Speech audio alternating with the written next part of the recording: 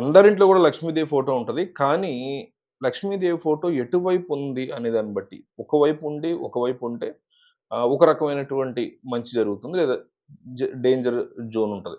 So, ఏది ఎటువైపు ఉంటే లక్ష్మీదేవి ఫోటో బెటర్ అనేది ఈ వీడియోలో తెలుసుకుందాం.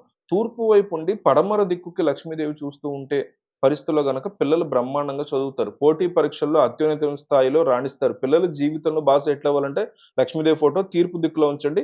లక్ష్మీదేవి పడమర దిక్కు చూస్తూ ఉంటుంది.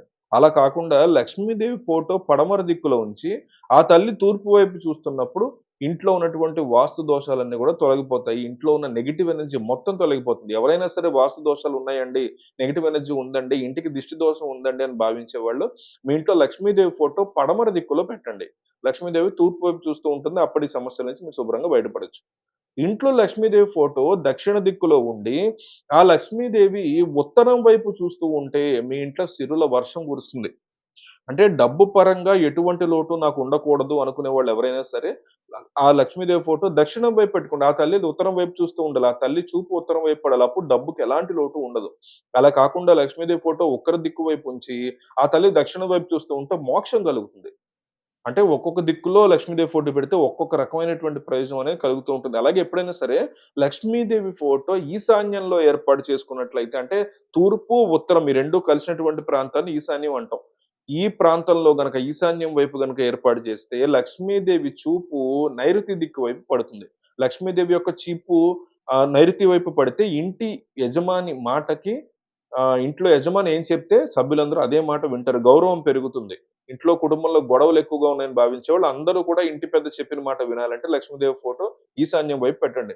ఆ తల్లి చూపు నైరుతి వైపు పడుతుంది. ఇంటి యజమాని స్థానం నైరుతి కాబట్టి ఇంటి యజమాని చెప్పినట్టు అందరూ ఖచ్చితంగా వింటారు.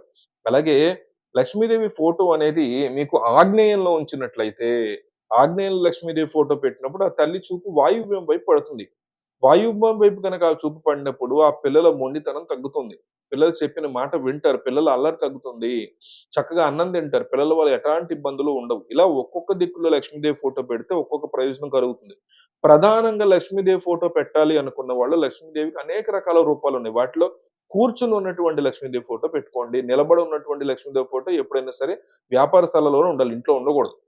లక్ష్మీదేవి ఫోటో ఇంట్లో ఉంటే కూర్చున్నది ఉండాలి. అది కూడా తామర పూలు చక్కగా కూర్చొని ఒక చేత్తో బంగాళ నాణాలు పట్టుకొని వర్షిస్తున్నట్టుగా, ఇంకో చెయ్యి అభయ ముద్రలో ఉన్నట్టు పెట్టుకొని ఆ ఫోటో వాడాలి.